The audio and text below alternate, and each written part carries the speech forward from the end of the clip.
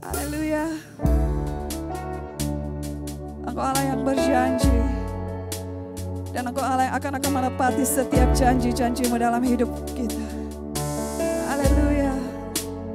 Kami terus percaya kepadamu Yesus, bahwa Engkau ada dalam setiap musim hidup kami. Apapun yang terjadi dalam hidup kami, Engkau yang terus kami percaya Bapa. Engkau ada bersamaku di setiap musim hidupku.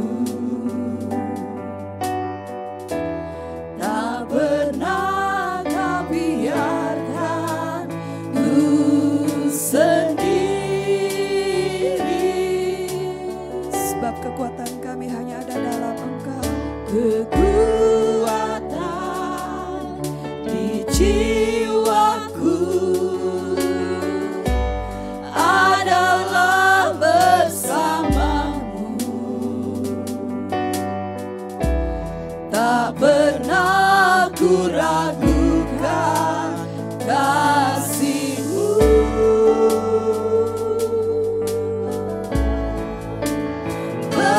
Bersamamu Bapa, hanya denganmu Yesus ku lewati semua. Perkenanmu ya, teguhkan setiap hati kami Tuhan. Engkau yang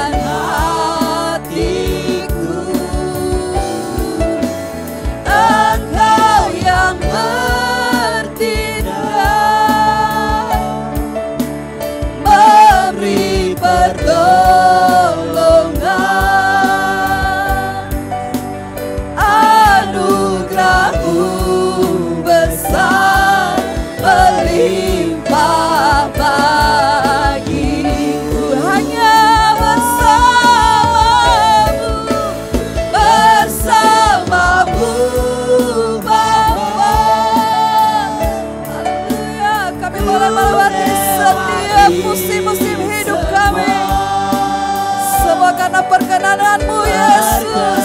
Perkenanan-Mu yang teguhkan hatiku. Engkau yang bertindak, memberi pertolongan. Anugerah-Mu besar melimpah bagiku. Kami dikarunia setiap anugerah yang terbesar daripada-Mu Yesus. Anugerah-Mu besar melimpah bagiku. Bahkan sampai saat ini kami menerima yang terbaik yang datang daripada-Mu Tuhan. Besar melimpah bagiku. Sebab anugerah-Mu melimpah atas hidup kami Yesus. Haleluya. Terpujilah nama-Mu Tuhan, Allah yang selalu memberikan yang terbaik untuk setiap umat. Engkau Tuhan yang ada bersama, Allah yang ajaib. Perkenanan-Mu tiada berhenti. Perkenanan-Mu yang haleluya.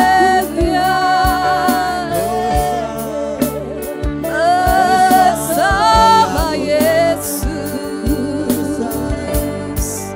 hanya bersama-Mu Tuhan. Itu kami ikut, kami lewati setiap badai bersama-Mu. Takkan pernah kami meragukan setiap kasih setiap-Mu Yesus.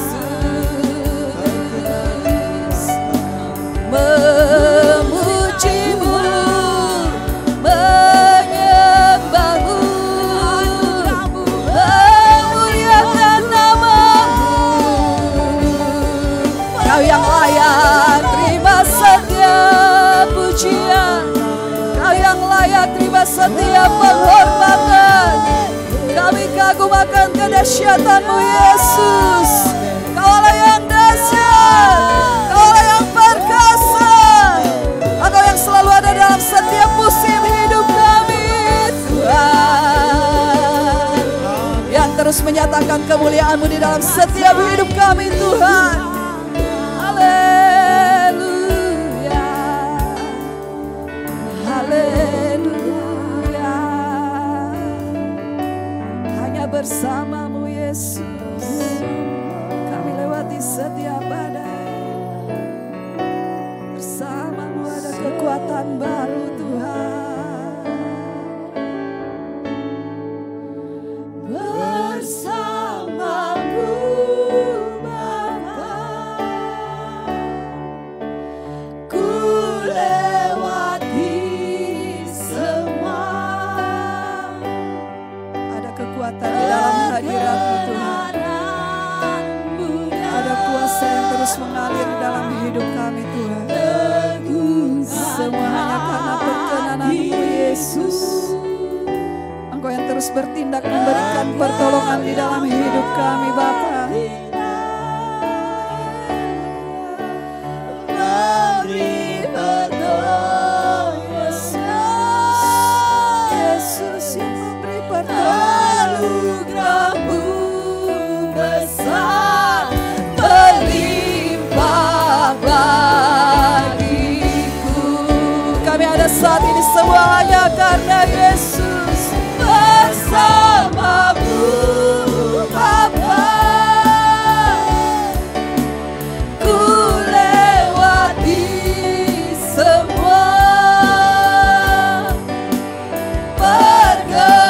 Perkenanan-Mu yang teguhkan hatiku. Engkau yang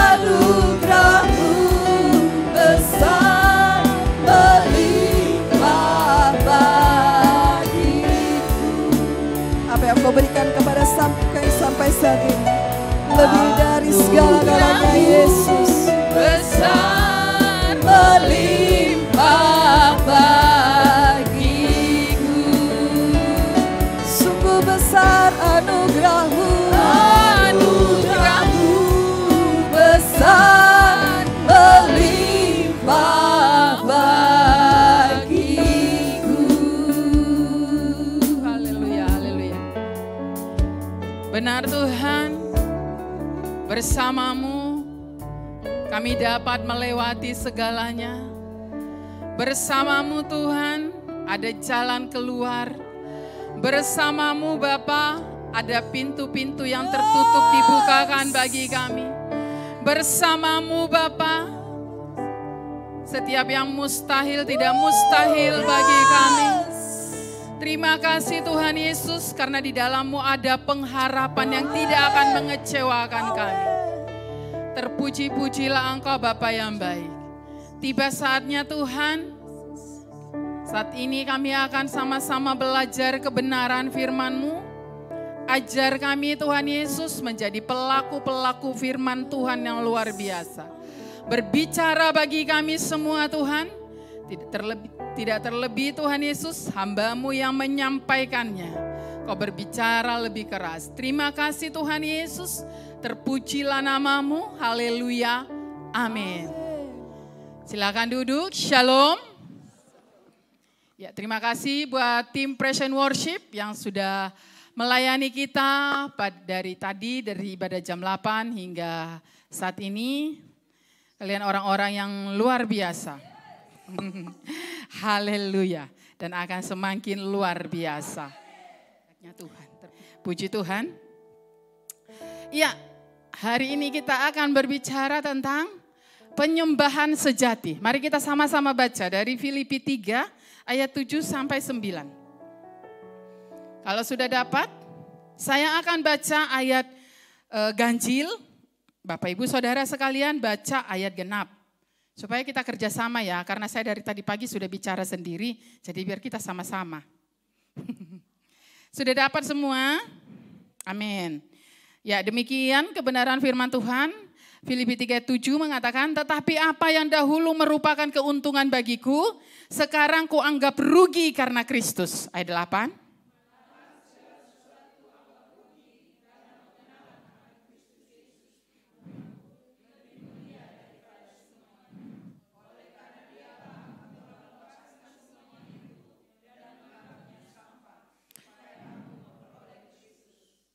Mari kita baca sama-sama. Dan berada dalam Dia bukan dengan kebenaranku sendiri karena menaati hukum Taurat, melainkan dengan kebenaran karena kepercayaan karena Kristus, yaitu kebenaran yang Allah anugerahkan berdasarkan kepercayaan. Ya, demikian kebenaran firman Tuhan, pembacaan kita. Surat Filipi ini ditulis oleh Rasul Paulus dari dalam penjara. Kalau ditanyakan penjaranya di mana, banyak galian teologia, para ahli teolog mengatakan penjaranya ini berada di Kekaisaran Roma. Seperti itu ya. Jadi surat Filipi, surat Efesus, surat Kolose dan Filemon itu sama-sama ditulis dari penjara. Nah, Rasul Paulus menuliskan ini dari dalam penjara. Dia tidak penjara itu tidak membuat atau tidak membatasi pekerjaan Tuhan dalam kehidupannya. Bahkan kalau kita baca Filipi 4 ayat 4 dia katakan bersukacitalah senantiasa dalam Tuhan. Sekali lagi kukatakan bersukacitalah. Bagaimana orang yang ada di dalam penjara bisa memberitahukan jemaat yang ada di Filipi bahwa mereka harus bersukacita. Sementara dia sendiri terbelenggu. Sementara dia sendiri kebebasannya sedang terkerangkeng. Sedang dibatasi, tidak bisa kemana-mana gitu. Tapi yang lebih luar biasanya adalah walaupun dia ada di dalam penjara, Tuhan punya banyak cara. Karena itu apa yang sudah ditetapkan Tuhan di dalam kehidupan kita itu pasti terlaksana. Apa yang Tuhan sudah tetapkan bagi jemaat di Filipi tidak akan terputus karena Paulus ada di dalam penjara. Karena apa? Dia punya anak rohani yang bernama Timotius. Dialah yang membawa surat, baik itu surat Filipi, surat Efesus, surat Kolose dan surat Filemon disampaikan kepada seluruh jemaat. Tuhan punya banyak cara untuk mewujudkan apa yang sudah Tuhan rancangkan dari semula, apalagi bagi pemberitaan firman Tuhan, bagi pemberitaan Injil, perluasan Injil itu tidak ada satu hal pun yang bisa membatasinya. Rasul Paulus sudah membuktikannya, penjara sekalipun tidak bisa menghalangi Injil diberitakan sampai ke ujung-ujung bumi. Nah, kita yang bebas bagaimana? Siap?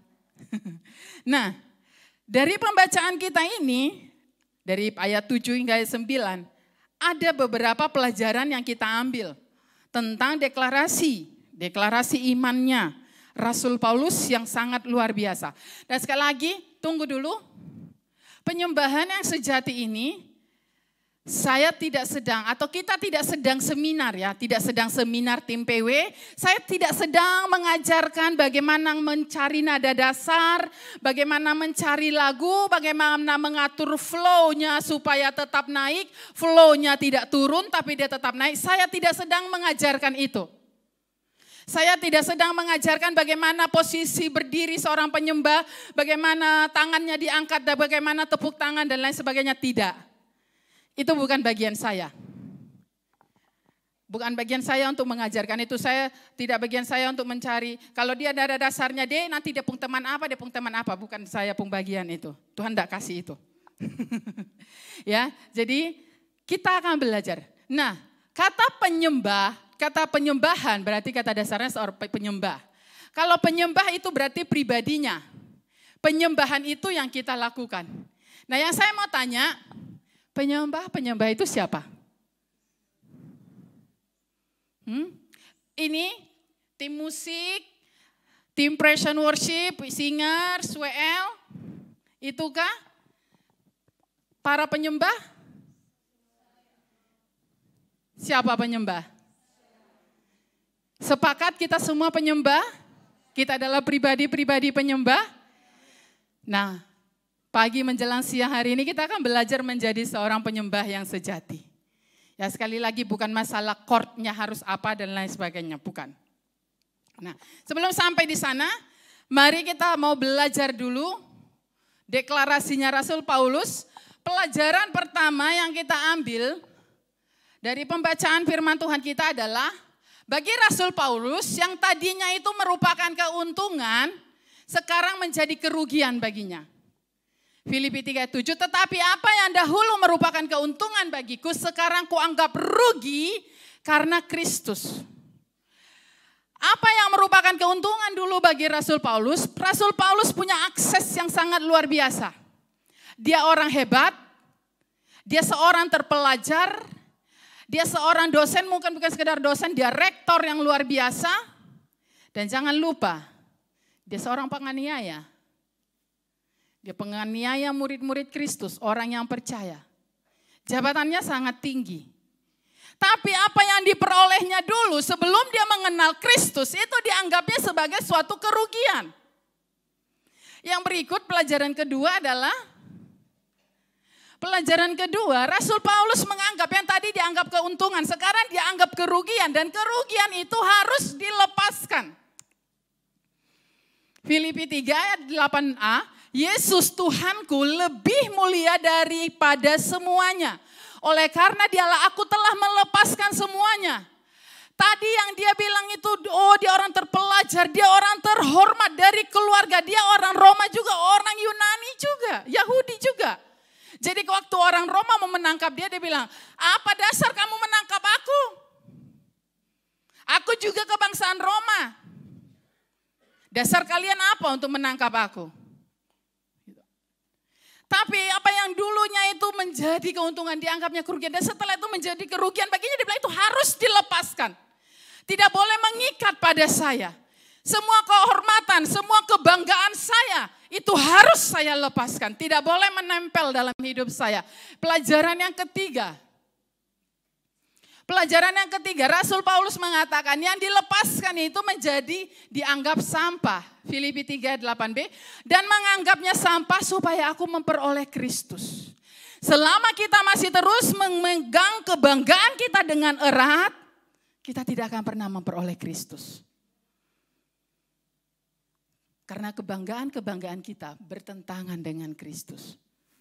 Hanya satu yang boleh menjadi kebanggaan kita. Kita bangga jadi anak-anak Tuhan. Kita bangga sudah ditebus oleh darah Yesus yang mahal. Kita bangga karena kita dijadikan ahli waris. Kita bangga karena kita akan memerintah bersama-sama dengan Dia kelak. Kita bangga karena kita dijadikan segambar dan serupa dengan Dia. Kita bangga karena Dia menyertai kita senantiasa. Haleluya. Next. Karena Kristus, semua yang tadinya memukau menjadi tidak memukau. Semua yang tadinya menyilaukan mata menjadi tidak menyilaukan.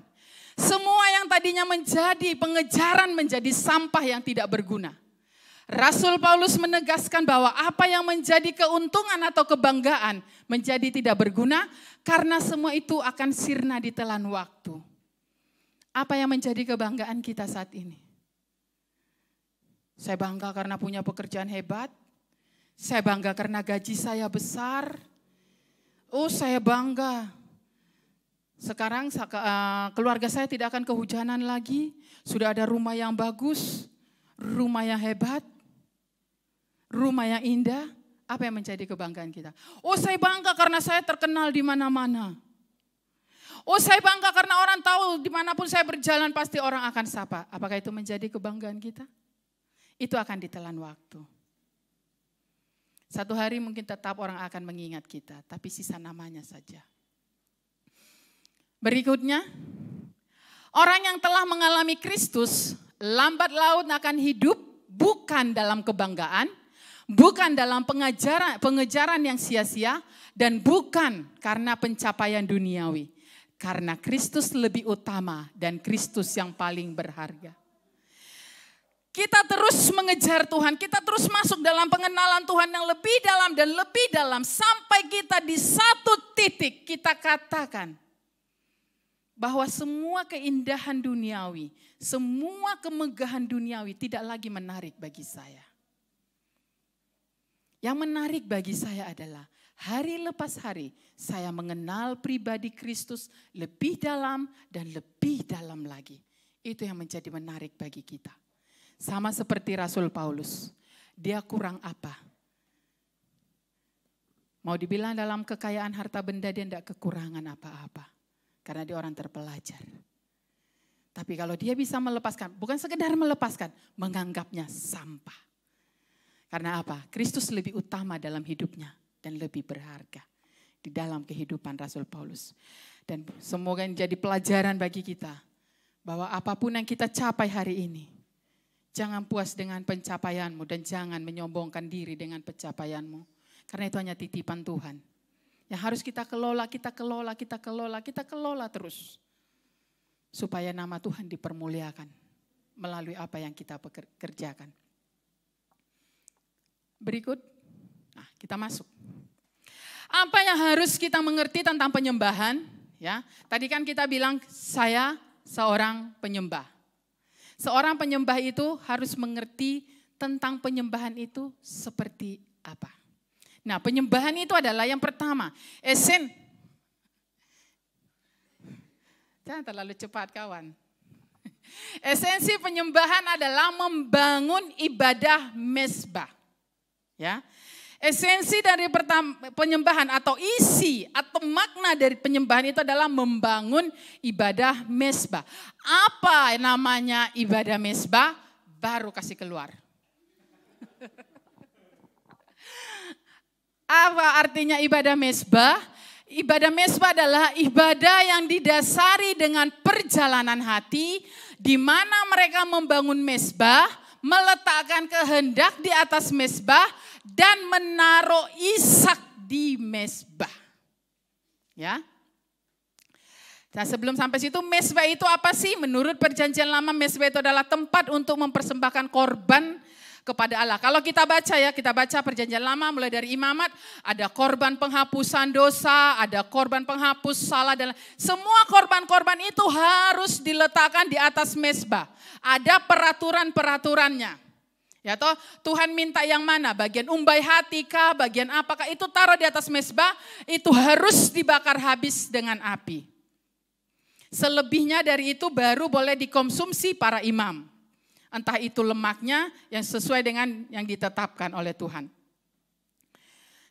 Nah, jadi ibadah mezbah itu adalah ibadah yang didasari dengan perjalanan hati di mana mereka membangun mezbah, meletakkan kehendak di mezbah dan menaruh Ishak di mezbah.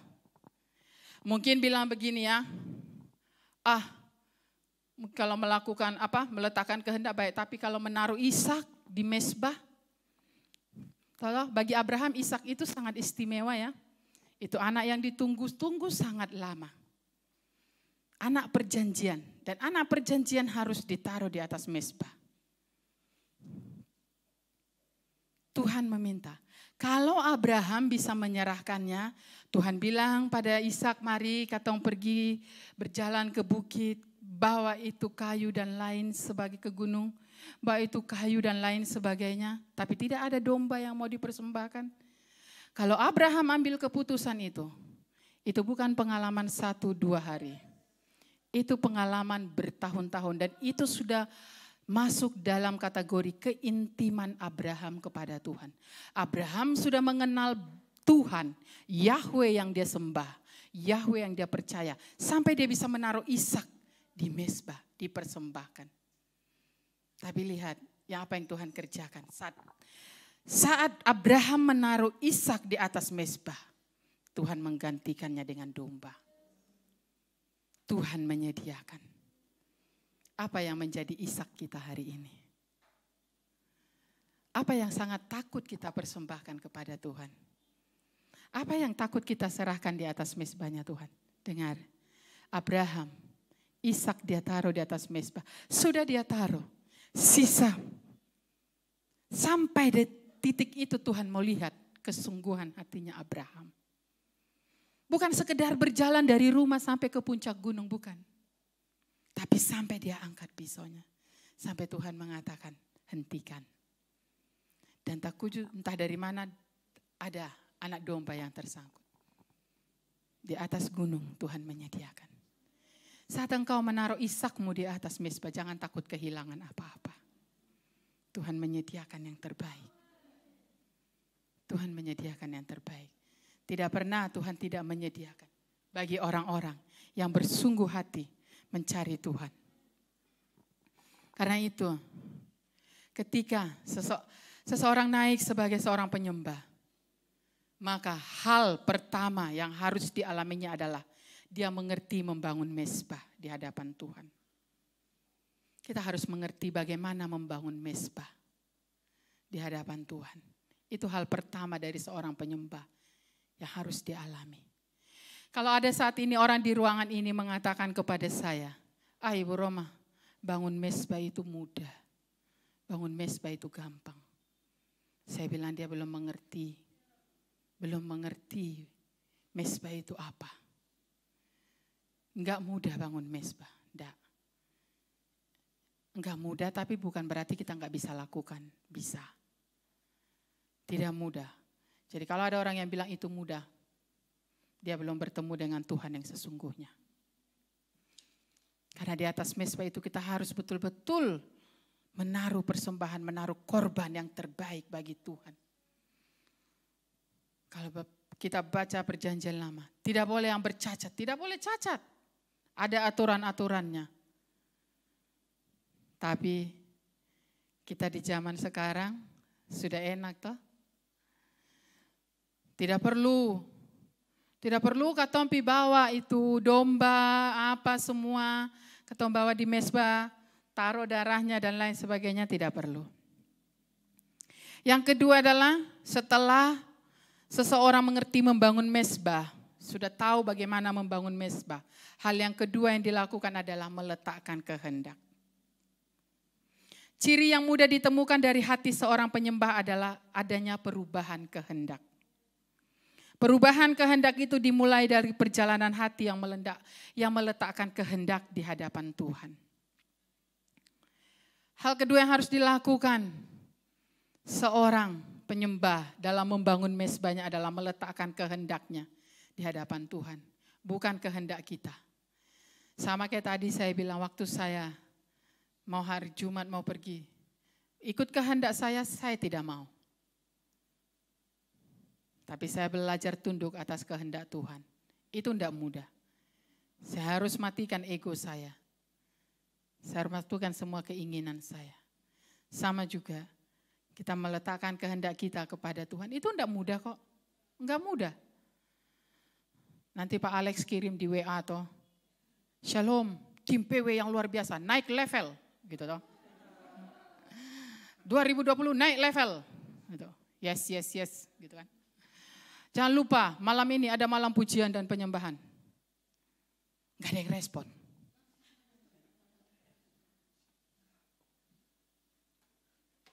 Jangan lupa, malam ini kita malam pujian penyembahan. Pak Alex ini tahu kok ini malam terlalu dingin ya. Lihat suruh keluar, manikin. Dingin sekali, tidak usah pergilah. Pastor Ju tahu kok Pak Alex tahu ini dingin, jadi tak usah pilih gitu ya. Tak usir pilih. Kira-kira yang begitu tuh kehendak Tuhan atau kehendak kita sih? Itu kehendak kita ya. Enakan ikut kehendak kita ya. Enakan ya. Enaklah ikut kehendak kita, sudahlah nggak apa-apa. Gitu. Masih mulai jam 7 gitu ya, masih hati agak berdebar-debar gitu ya. Pi tidak. Lewat lagi. Setengah 8, setengah 8 semulai, son enak terlambat ya sudahlah biarlah. Nanti kan masih ada, minggu depannya lagi masih ada, jadi son apa-apa.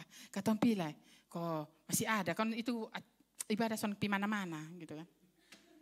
Dia masih ada gitu. Itu hal-hal yang sepele.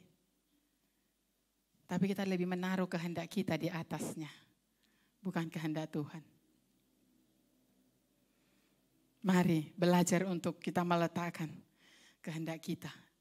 Tapi biar kehendak Tuhan yang maju di depannya. Seperti itu. Haleluya. Setelah terjadi perubahan kehendak, biasanya Tuhan bergerak lebih maju dan lebih dalam. Yaitu menaruh Ishak di mezbahnya.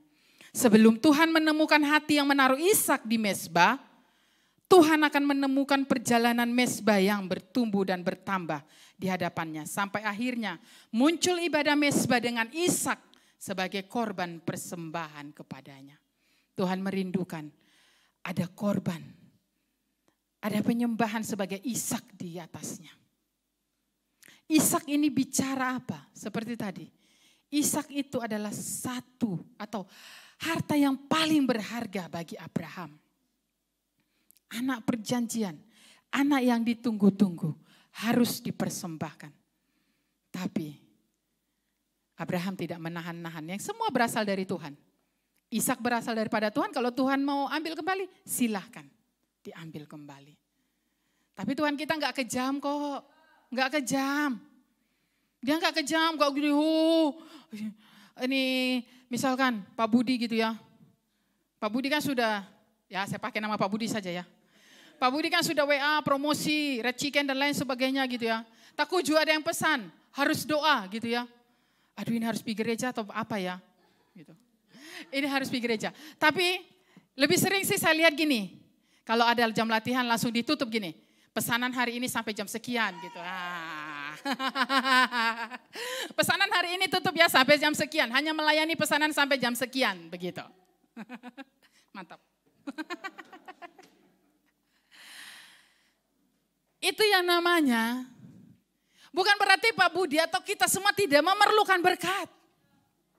Tapi kita tahu, saat kita lebih mengutamakan Tuhan, saat kita lebih menghormati Dia, saat kita menaruh Ishak kita di atas mezbah, Tuhan menyediakan. Loh itu janji firman Tuhan, itu ada dalam firman Tuhan, bukan kata saya. Ishak Tuhan gantikan dengan domba. Bukan Ishaknya yang dikorbankan. Tapi menuju sampai Ishak ada di atas mezbah. Pembaringan dan Abraham akan mempersembahkannya. Itu yang susah toh. Itu yang susah kan. Membawanya ke atas gunung itu yang susah. Kita juga berjalan sampai sana memang susah. Tapi harus sampai. Harus sampai ke sana. Nah yang berikut, esensi penyembahan yang kedua itu apa? Esensi penyembahan adalah masalah keharuman.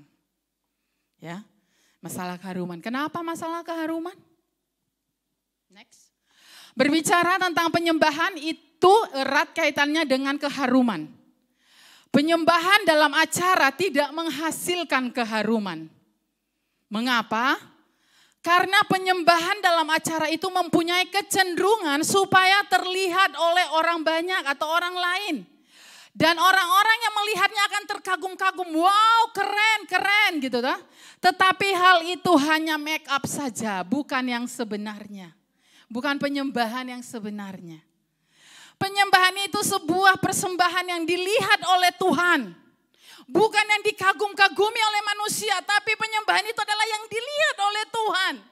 Apa yang kau lakukan di tempat yang tersembunyi, kata firman Tuhan, itu yang diperhitungkan oleh Tuhan. Yang tidak dilihat oleh manusia, tapi kau lakukan dengan setia, itulah yang diperhitungkan oleh Tuhan.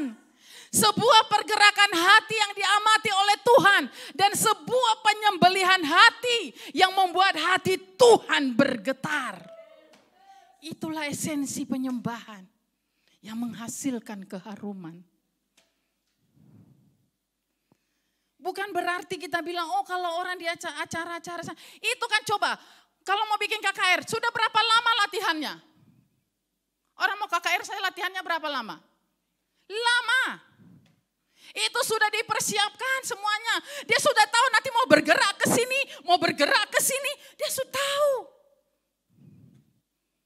Dia mau ambil nada di mana, mau naik di mana, overtone di mana, dia sudah tahu. Dia sudah atur.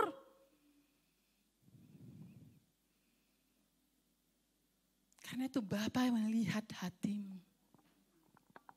Penyembahan yang berasal dari sini. Itu yang diperhitungkan oleh Tuhan. Bukan berarti apa yang kita lakukan di sini tidak diperhitungkan oleh Tuhan. Diperhitungkan. Tapi lakukan atas dasar.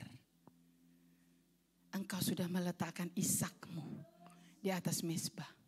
Bukan engkau berdiri di sini supaya orang bilang, wow, dia lagu apa yang gak bisa dihabiskan ya. Dia hajar semua. Dia bisa. Mau overtune sampai kemanapun hajar. Gitu ya. Bukan supaya selesai ibadah gitu. Wow, tadi luar biasa loh. Luar biasa. Tadi saya sangat diberkati sekali. Kalau Anda yang pimpin pujian, jempolnya banyak kasih kamu gitu. Tapi kalau dia melempem. Yang melempem bukan yang pimpin pujian, tapi hatimu. Enggak ada yang pimpin pujian melempem. Hatimu yang belum disunat. Orang mereka di sini mereka sudah mempersiapkan segala sesuatunya. Kalau kita datang dari rumah tidak dengan kesiapan ya nggak nerima apa-apa. Tapi ada juga yang bilang gini, wow tadi luar biasa loh, dahsyat, amin, pokoknya semuanya. Begitu turun tangga bakalai. Karena apa? Semua yang di dalam sini malaikat. Iblis pun berani. Di luar situ dia bilang, oh tunggu. Lu keluar sedikit. Kena lu. Habis lu. Behajar lu habis-habisan. Karena itu kita harus jadi penyembah sejati. Bukan apa yang tampil di depan sini, tapi apa yang tampil di luar sana. 7 hari, 24 jam per hari. 31 hari, 365 hari 1 tahun. Sepanjang umur hidup itu, kita harus menampilkan pribadi seorang penyembah sejati. Itu yang Tuhan mau. Itu akan menghasilkan keharuman yang luar biasa. Karena itu kita harus membedakan ciri seorang penyembah sejati dan penyembah palsu.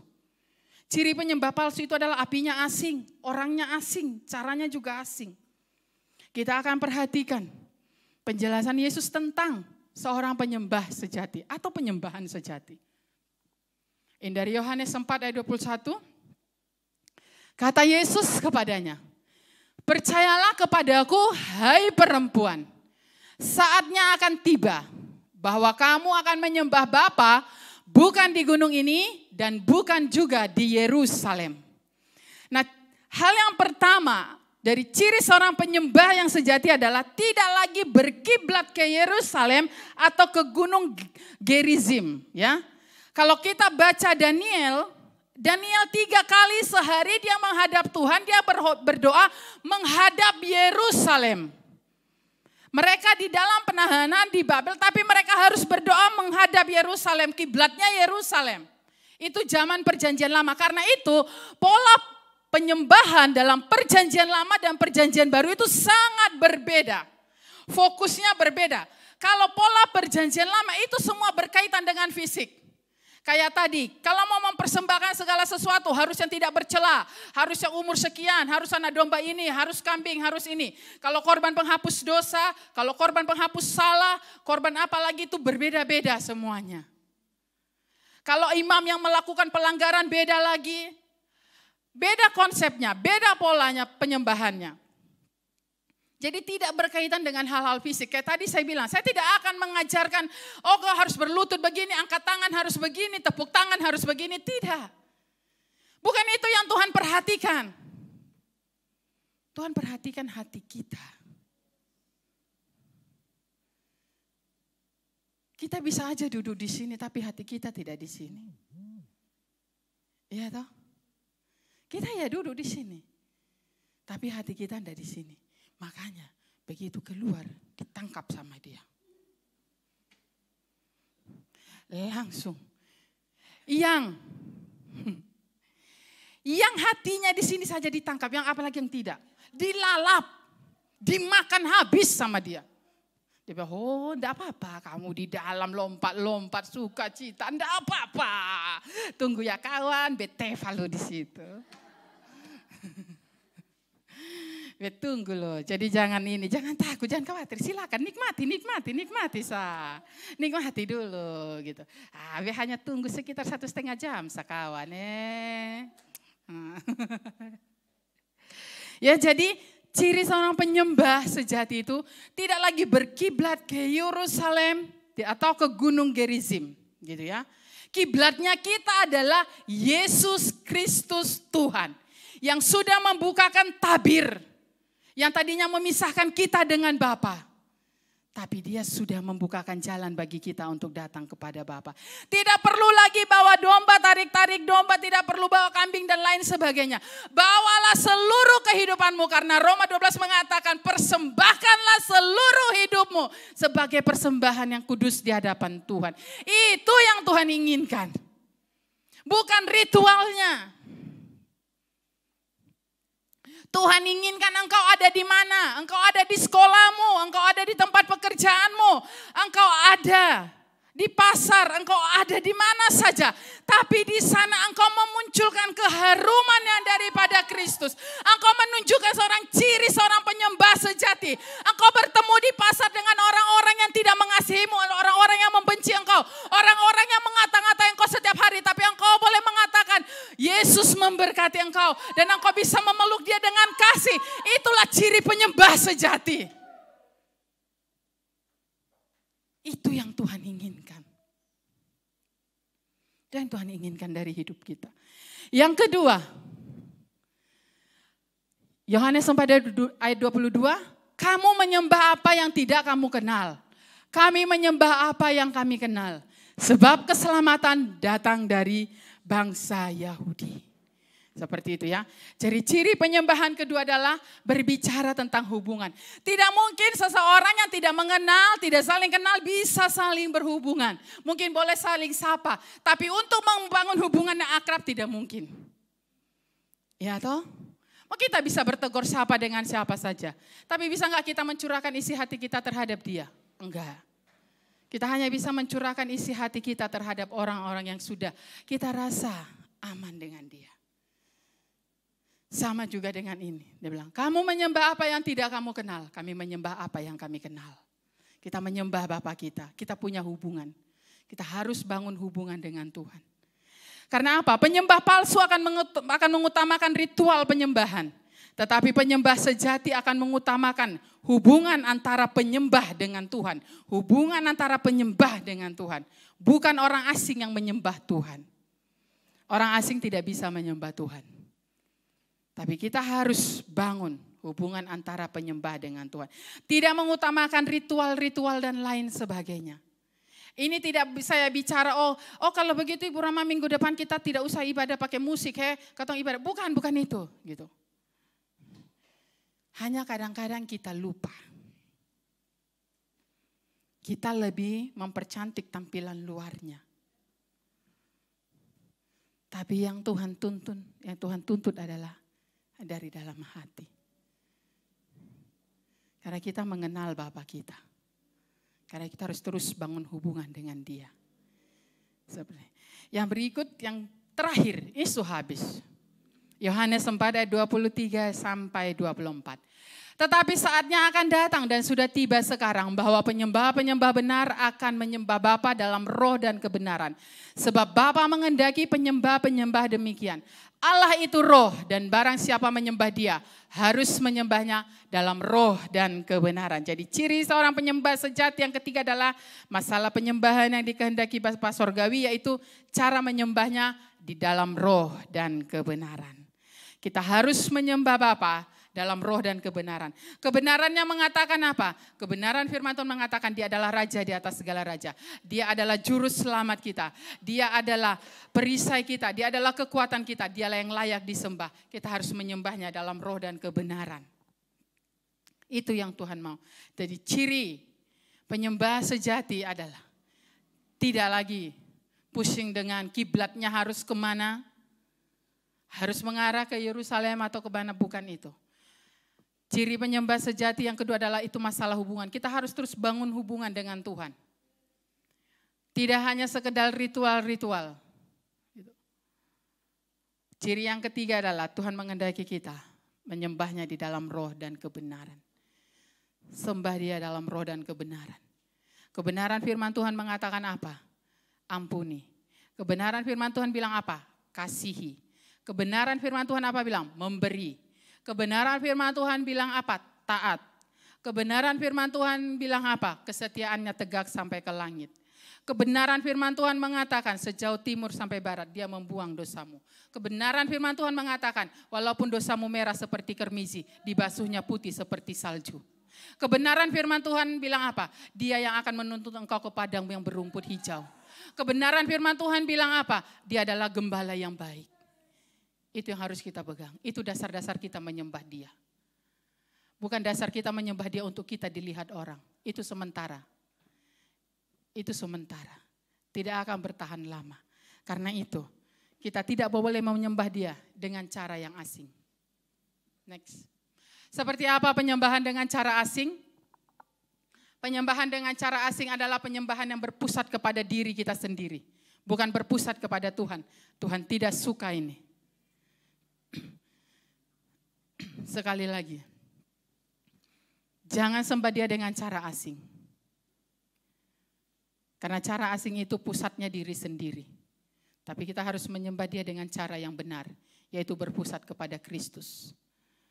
Apapun yang kita lakukan di depan sini, apapun yang kita lakukan di tempat tersembunyi yang tidak ada orang melihatnya, tetap fokusnya harus Tuhan, harus Kristus. Itu bernilai kekal. Bobotnya berat. Saat kita kembali, itu akan menjadi takaran bagi kita.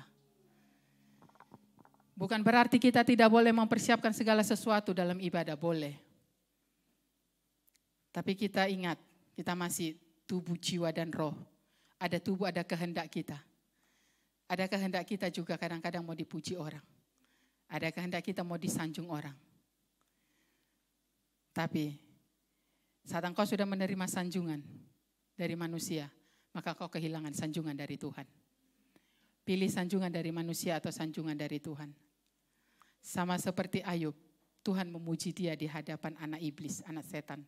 Itu kebenaran firman Tuhan yang bilang. Tuhan waktu dia bercakap-cakap dengan iblis, dia kata, kamu lihat hambaku Ayub? Dia adalah orang yang saleh. Mau Tuhan dapati saat Tuhan bercakap-cakap dengan malaikatnya? Kamu lihat hambaku Wendy itu? Oh, dia setia sekali tuh. Dia sampai mau pulang dari Kisar, dia susah tenang hati. Di kapal lama. Sampai dia pi lagi Kupang, dia izin. Ibu, beta susah sampai, tapi beta izin ibu, 1 hari saja. Ya, oke nak, pisu. Itu yang kita nantikan dari Tuhan. Ada pujian dari Tuhan. Ada pujian dari Tuhan. Lihat, ini hambaku yang setia. Ini hambaku yang setia. Banyak yang disebut penyembahan oleh gereja hari ini. Namun bukan penyembahan bagi Tuhan. Hanya acara penyembahan. Tetapi bukan penyembahan kepada Tuhan. Jadi jangan sampai apa yang kita lakukan atas nama Tuhan ternyata bukan untuk Tuhan. tapi untuk kepentingan diri kita sendiri. Mari kita sama-sama belajar menjadi penyembah-penyembah sejati. Mari terus kita murnikan motivasi kita di hadapan Tuhan. Terus katakan kepada Tuhan, Tuhan murnikan motivasi saya. Murnikan saya, setiap hari murnikan saya Tuhan. Karena banyak hal-hal yang mencemari kemurnian kita. Banyak hal-hal yang mencemari kesetiaan kita dalam mengiring Yesus. Banyak hal-hal yang mencemari kehendak Tuhan dalam hidup kita. Berikutnya, apa yang disebut dengan penyembahan dengan api asing? Penyembahan dengan api asing adalah penyembahan dengan api yang dari dunia ini. Api yang Tuhan izinkan adalah api yang daripadanya. Di Imamat 9 ayat 23-24 itu bercerita bagaimana Musa dan Harun sama-sama mempersembahkan persembahan di atas mezbah dan api Tuhan datang melahap seluruh persembahan itu. Itulah yang Tuhan rindukan. Api itulah yang Tuhan rindukan, melahap setiap apa yang kita lakukan di hadapan Tuhan. Bukan dengan api asing yang dari dunia ini sama, yang berfokus pada diri kita sendiri. Kita mau supaya orang lain terkagum-kagum sama kita. Kalau dia yang pimpin, kemarin kita ada main gila juga sedikit. Kata bilang, harusnya tuh, dia sontak lagu maker nah, gitu. Harusnya tuh, kata main gila sedikit, sedikit sah. Kata son lanjutkan tuh, kata cut di situ sah. Jadi jangan menyembah dia dengan api yang asing. Itu tidak mudah juga.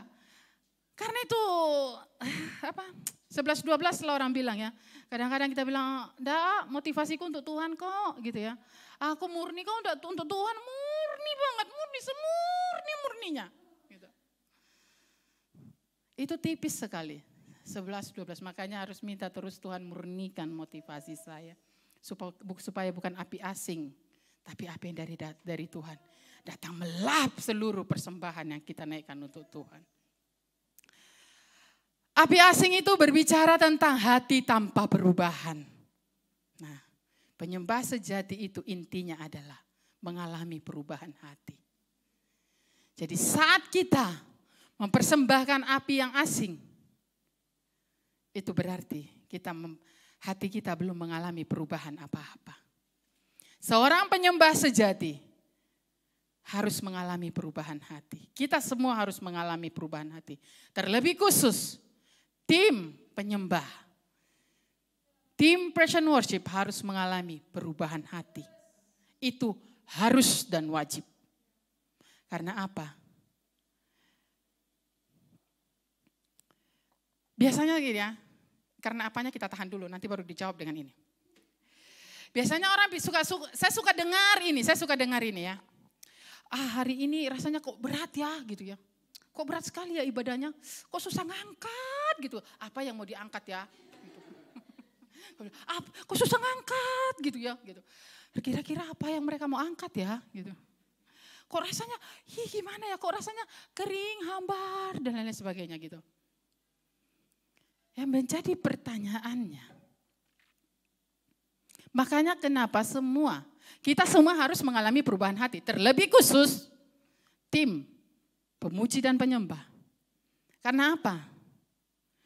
Begini, saat mereka sudah terbiasa melakukannya di tempat yang tersembunyi, saat mereka sudah terbiasa mempersembahkan di atas mezbah isak-isak mereka, saat mereka sudah meletakkan seluruh kehendak mereka di hadapan Tuhan, saat mereka sudah mempersembahkan semuanya bagi Tuhan di tempat yang tersembunyi, saat mereka ada di tempat ini, mereka tidak akan pernah mengatakan berat.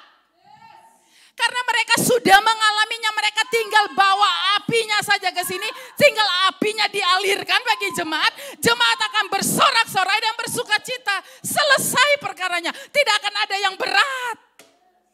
Emangnya kita bawa apa bertonton berat? Tidak akan berat.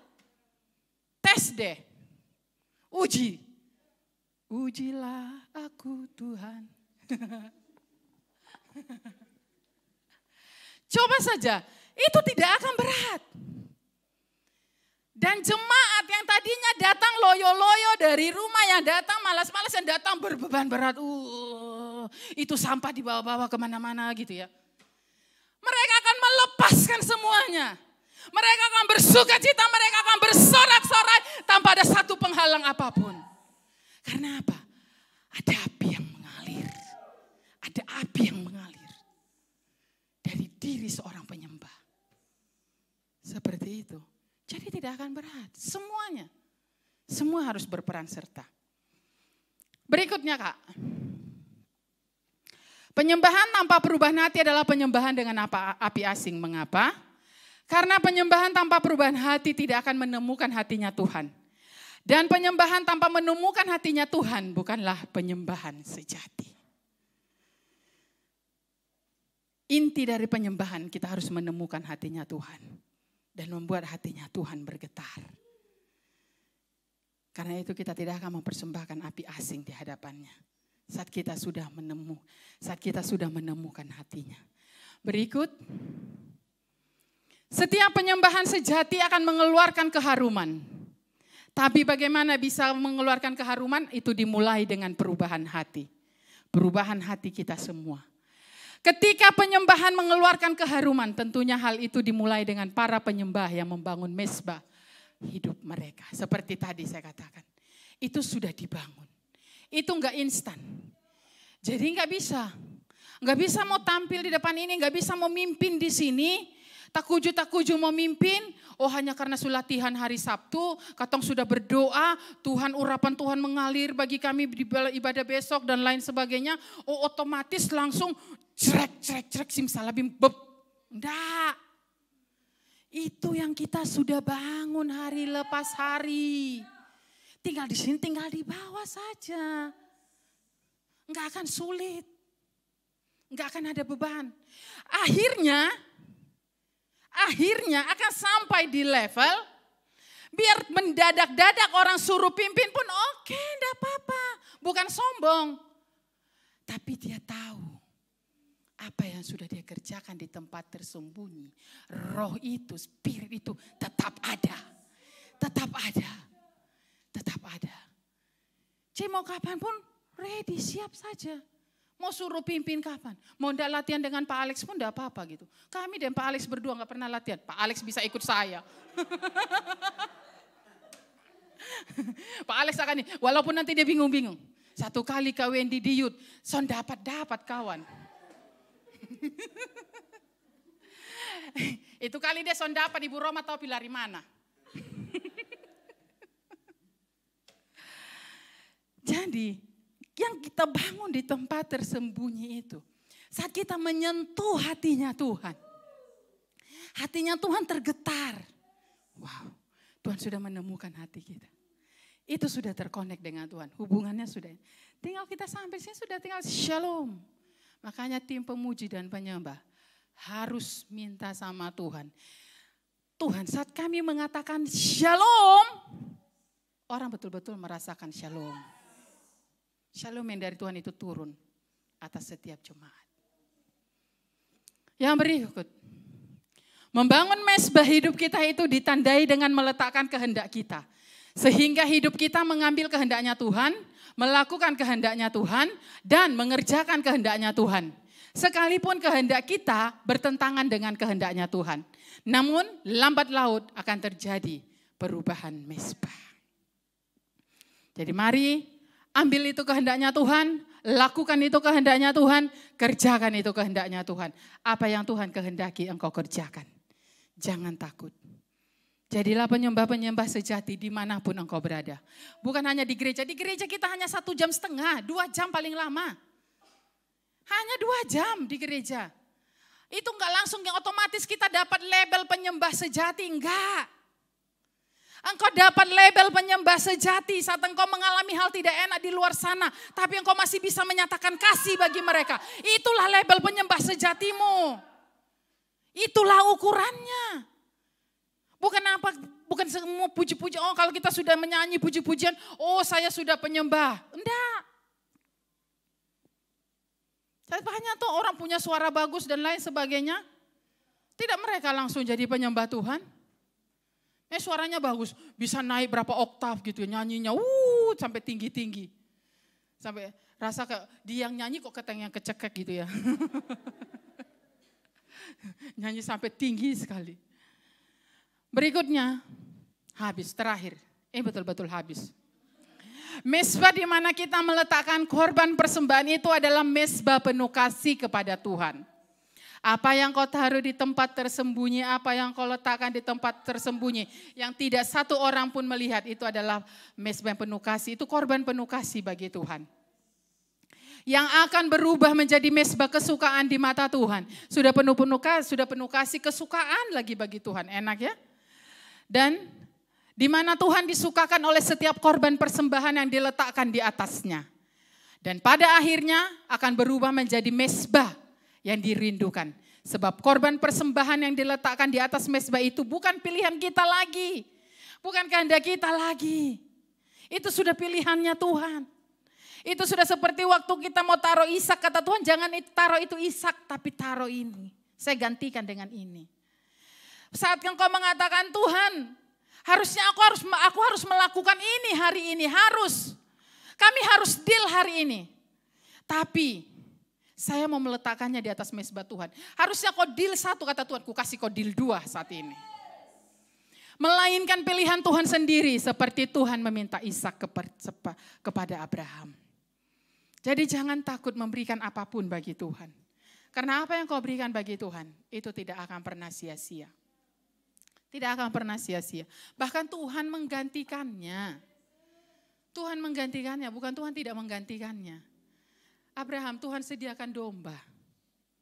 Bahkan Tuhan mengatakan di atas gunung Tuhan menyediakan.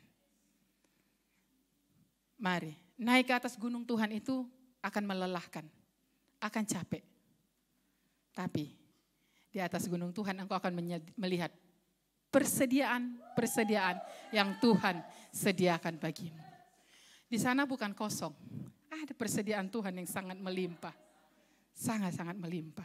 Jadi sekali lagi yang kita pelajari hari ini bukan masalah fisik. Bukan hal-hal fisik yang kita kerjakan, yang kita lakukan. Bagaimana mengatur flow untuk naik dari rendah terus naik begitu, bukan. Tapi bagaimana ada penyunatan hati, ada penyembelihan hati, ada perubahan hati. Supaya engkau layak menyandang label seorang penyembah sejati. Semakin Anda hidup dalam keintiman dengan Tuhan, maka rohnya akan mendorong Anda untuk membereskan hati Anda. Karena itu, siang hari ini, biarkan Tuhan menggeledah hatimu. Biarkan Tuhan membereskan hatimu. Biarkan Tuhan membongkar setiap yang tidak benar dalam hatimu. Tidak ada yang lebih penting dalam hidup ini daripada sebuah keputusan untuk memperbaiki kondisi hati kita. Karena itu yang Tuhan perhitungkan. Karena Amsal mengatakan, kita harus terus menjaga hati kita. Jagalah hatimu dengan segala kewaspadaan. Karena dari sanalah terpancar kehidupan. Dari dalam hati kita lah semua terpancar kehidupan. Dari dalam hati kita lah terpancar penyembahan kita yang sejati kepada Tuhan. Dari dalam hati kita lah kita bisa diberi label seorang penyembah sejati. Dari dalam hati kita lah akan mengalir aliran-aliran kehidupan. Dari dalam hati kita lah akan mengalir kasih yang daripada Tuhan. Dari dalam hati kita lah akan mengalir berkat-berkat yang luar biasa yang akan Tuhan sediakan bagimu. Sekali lagi, jangan takut naik ke atas gunungnya Tuhan. Jangan takut mempersembahkan Ishakmu kepada Tuhan. Saya tidak tahu apa yang menjadi Ishak Bapak Ibu Saudara sekalian.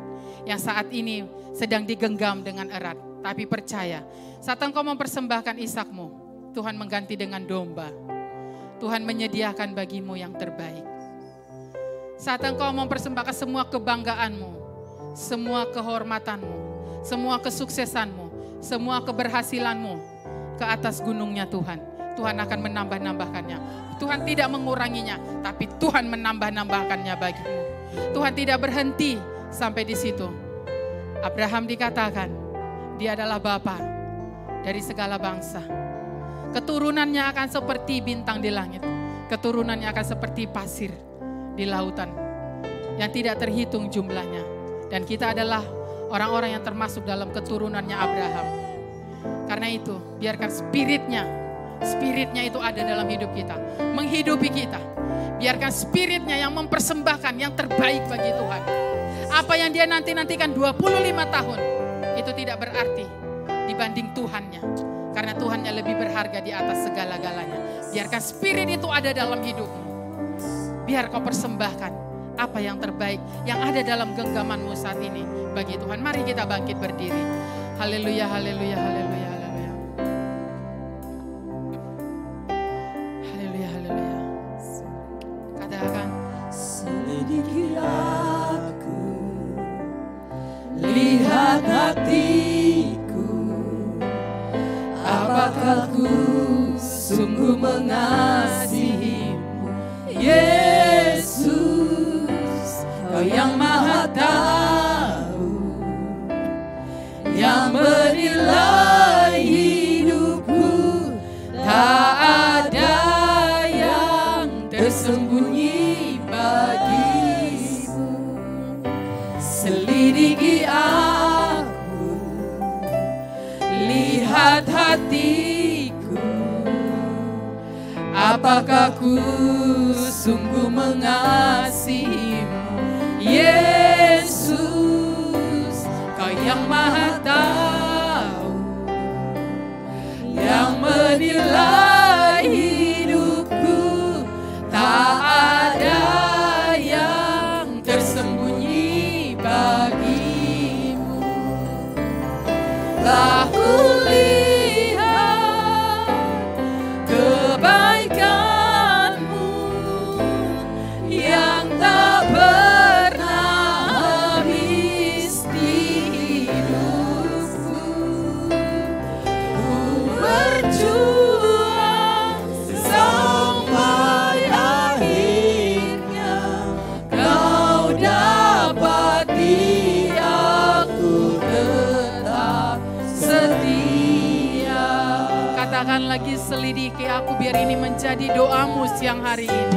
Selidiki aku, Katakan dengan iman, Tuhan lihat hatiku. Apakah yang kulakukan selama ini Tuhan sungguh berkenan di hadapan-Mu? Kau yang Maha Tahu, yang menilai hidupku, tak ada yang tersembunyi bagimu. Telah kulihat kebaikanmu yang tak pernah habis di hidupku. Ku berjuang sampai akhirnya Kau dapati aku tetap setia. Tak kulihat kebaikanmu yang tak pernah habis di hidupku. Ku berjuang sampai akhirnya Kau dapati aku tetap setia. Katakan lagi, telah kulihat dengan kesungguhan hati. Lihat kebaikanmu yang tak pernah habis di hidupku. Ku berjuang sampai akhirnya Kau dapati aku tetap setia. Kau dapati aku tetap setia. Kau dapati aku tetap setia. Haleluya, haleluya. Haleluya, haleluya. Mari sembah Dia. Sembah Dia, Allahmu yang mulia, Raja di atas segala raja. Sembah Dia, Allah yang tidak pernah meninggalkan. Sembah Dia, Allah yang sudah menebus. Sembah Dia, Allah yang sudah memberikan masa depan yang gilang gemilang bagi. Sembah Dia, Allah yang sudah menyediakan bagi. Sembah Dia, Allah yang tidak akan pernah membiarkanmu jatuh sampai tergeletak.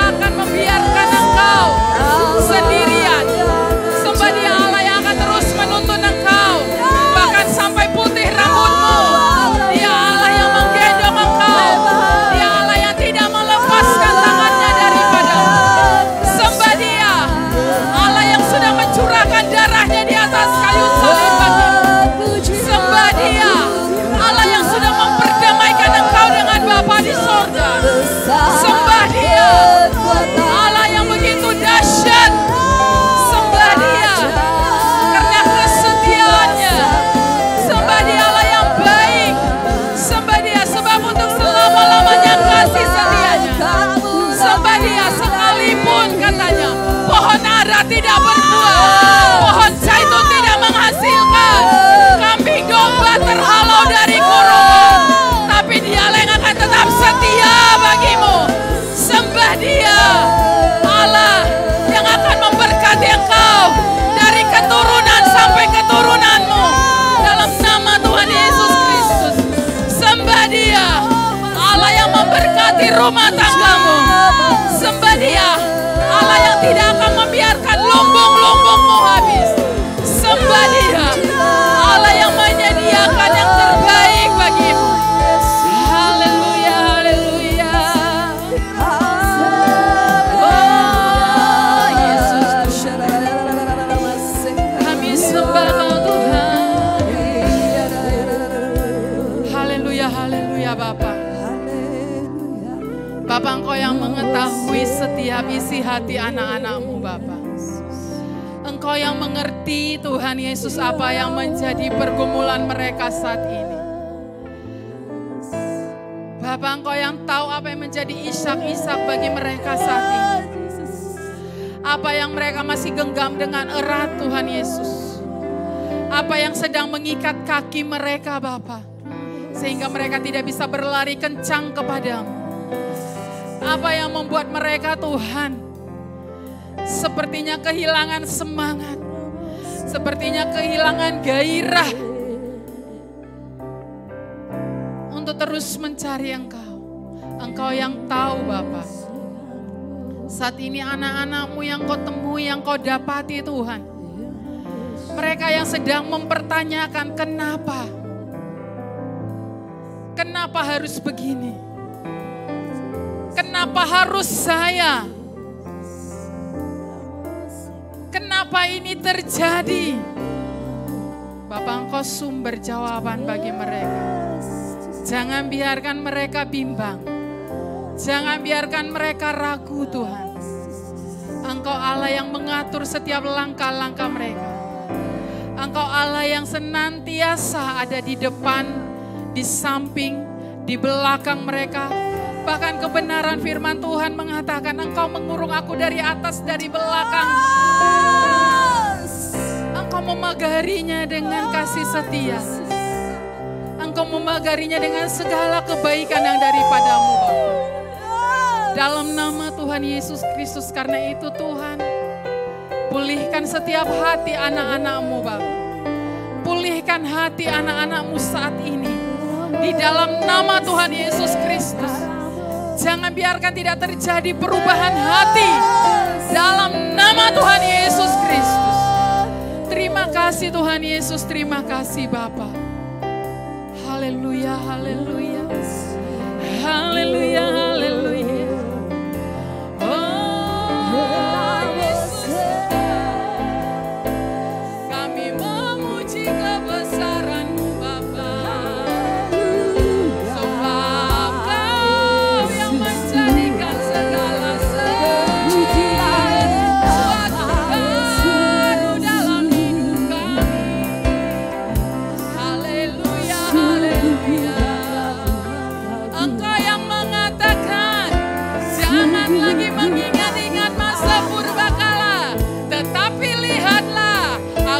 Jadikan segala sesuatu baru dalam hidupmu. Haleluya. Haleluya. Terima kasih Tuhan. Terpujilah Kau Bapa. Haleluya. Syukur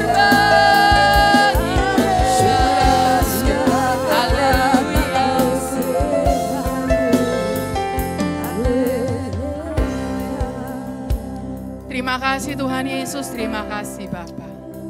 Kami percaya siang hari ini Engkau memperbaharui hati-hati Bapa.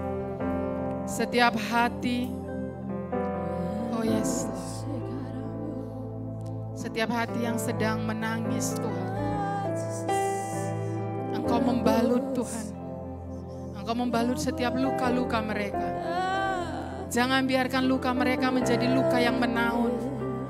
Jangan biarkan luka mereka Tuhan menjadi luka yang tidak pernah sembuh, tapi beban setiap hati-hati saat ini. Di dalam nama Tuhan Yesus Kristus. Terima kasih Tuhan Yesus, terima kasih. Jadikan kami Tuhan penyembah-penyembah-Mu yang sejati, yang menyembah-Mu di dalam roh dan kebenaran. Jadikan kami penyembah-penyembah-Mu yang terus membangun hubungan dengan Engkau Bapa. Jadikan kami penyembah-penyembah-Mu Tuhan yang tidak Tuhan Yesus berkiblat Tuhan ke arah Yerusalem atau kemanapun, tapi satu kiblat kami yaitu Yesus Kristus Tuhan. Terima kasih Tuhan Yesus, terima kasih Bapa. Terpuji-pujilah Engkau Bapa yang baik. Hamba-Mu selesai berbicara Tuhan, tapi hamba percaya Roh-Mu yang kudus tidak akan pernah berhenti berbicara bagi umat-Mu, bagi setiap anak-anak-Mu. Engkau terus berbicara bagi mereka Tuhan, menghiburkan mereka, menguatkan mereka. Terima kasih Tuhan Yesus, terpujilah nama-Mu. Haleluya. Amin. Haleluya. Segala kemuliaan hanya bagi-Mu Yesus.